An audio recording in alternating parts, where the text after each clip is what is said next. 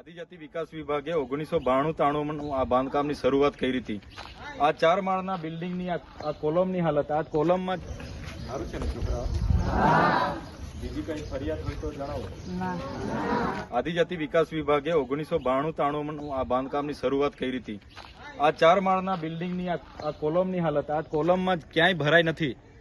આખા ઈંટ પર આ 4 માળનું બિલ્ડિંગ ઊભું છે. આ સ્લેબમાં ક્યાંય તમને સળિયા મળશે નહીં. આ સ્લેબમાં પેલા તમને એકદમ 8 ના 12 ના સળિયા છે, એના પર આખું બિલ્ડિંગ હતું. જોઈ લો તમે. આખો આદિજાતિ વિકાસ વિભાગ અને સ્ટેટ માર્ગ મકાન વિભાગની આ ભ્રષ્ટાચારના લીધે આજે અમારા 296 બાળકોનો જીવ જોખમમાં હતો. એ તો સમય સૂચકતા અહીંના આચાર્ય એમના સ્ટાફની છે, એમને અભિનંદન આપીએ કે એમના સમય સૂચકતાથી આ લોકોને બહાર કાઢ્યા અને બિલ્ડિંગ ધરાશાયી થઈ ગયું. નહીં તો આજે અહીંના અભ્યાસ કરતા 296 માંથી કેટલા બાળકોનો જીવ અહીંયા હોમાઈ જતે. એટલા માટે અનેકવાર આ સ્ટાફે પત્ર પણ વ્યવહાર કર્યો, છતાં માર્ગ મકાન વિભાગ ક્યારેય ઇન્સ્પેક્શન કરવા નથી આવ્યું કે ક્યારે મદદનીશ કમિશનર અહીંયા નથી આવતા કે ક્યારે કોઈ સમાજ કલ્યાણ અધિકારી. એટલે આ ઘોર બેદરકારી છે. આવી જ રીતના ગુજરાતના આદિજાતિ વિસ્તારોમાં અનેક આદર્શ નિવાસી શાળાઓના બિલ્ડિંગો માત્ર ને માત્ર પૈસા અને ભ્રષ્ટાચાર કરવા માટે બનાવ્યા છે. ત્યારે તાત્કાલિક ધોરણ આવનાર દિવસોમાં અમારા અહીંના વિદ્યાર્થીઓ માટે બિલ્ડિંગ બને, રસોડું બને, એ અમારી માંગ છે. અગર આમ નહીં થશે તો ચોક્કસપણે આવનાર દિવસોમાં અમે સરકાર સામે જે પણ આંદોલનો કરવા પડશે તે કરીશું. અમે સારું છે ને છોકરા? બીજી કઈ ફરિયાદ હોય તો જણાવો. તમારે આ છાત્રાલયનું બિલ્ડિંગ અમે જોયું છે.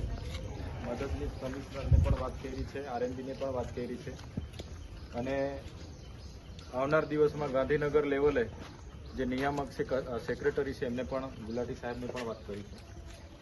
અને આપણા આદર્શ નિવાસી શાળા ડેડિયાપાડાનું બિલ્ડિંગ, છાત્રાલયનું બિલ્ડિંગ વહેલી તકે મંજૂર થાય, ટેન્ડર થાય અને બને એ પ્રયાસ અમે કરીશું.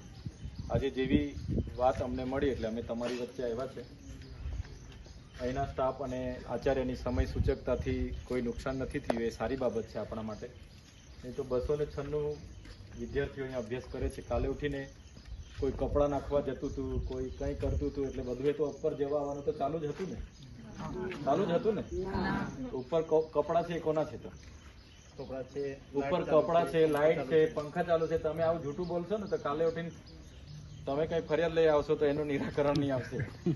જતા હતા ને કઈ નહીં જતા હતા? ઉપર જતા હતા ને બધું નાખવા? હા, એટલે કઈ દબાઈ જતા તો ઉપાધિ થતે કે નહીં થતે? આ તો સારું કુદરત અને સ્ટાફની સમય સૂચકતાથી એવું નથી થયું, એટલે સારી બાબત છે.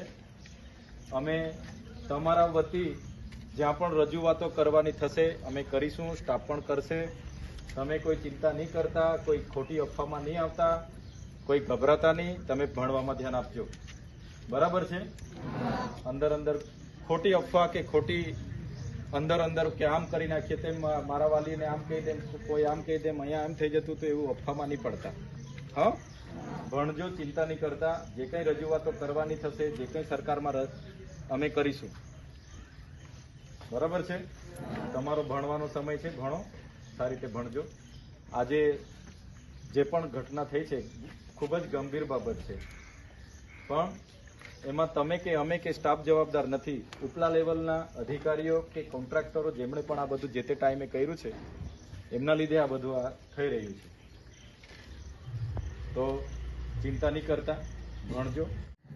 આજે ડેડિયાપાડા આદિજાતિ વિકાસ વિભાગ સંચાલિત આદર્શ નિવાસી શાળા કુમારનું જે છાત્રાલયનું બિલ્ડિંગ હતું તે આજે 30 થી 40% પડી ગયું છે.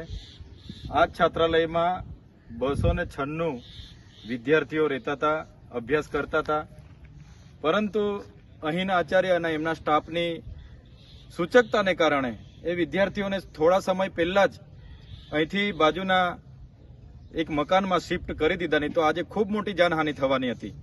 અહીંના સ્ટાફ દ્વારા અનેકવાર સરકારોને રજૂઆત કરી છે કે આ ખંડેર બિલ્ડિંગ જે એક ભ્રષ્ટાચારનું પ્રતીક છે, આજે આ બિલ્ડિંગનું કામ 1992-93માં શરૂ થયેલું અને આટલા જ વર્ષમાં આ બીજી વાર ધરાશાયી થઈ ગયું છે.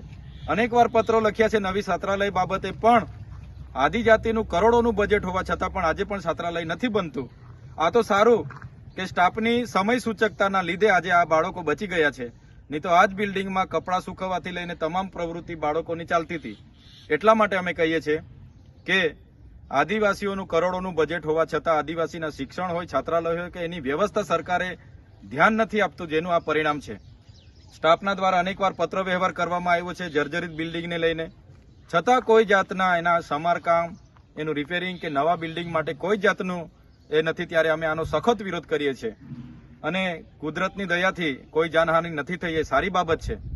પણ આવા જ દરેક આદર્શ નિવાસી શાળાઓના બિલ્ડિંગો જર્જરિત હાલત છે. આ ભ્રષ્ટાચારના બિલ્ડિંગો તમે જોઈ શકો છો. આટલા વર્ષમાં આટલું કરોડોનું બિલ્ડિંગ તૂટી જાય તો ક્યાં સુધી એમાં ચોક્કસ અધિકારીઓ હોય, એના કોન્ટ્રાક્ટરો હોય કે એના સ્થાનિક નેતાઓના ભ્રષ્ટાચારના લીધે આજના આદિવાસી બાળકોને આ ભોગવવું પડતું. એટલા માટે જ અમે કહીએ છીએ કે આજે જે પણ થયું છે એ ગંભીર બેદરકારીનો નમૂનો છે.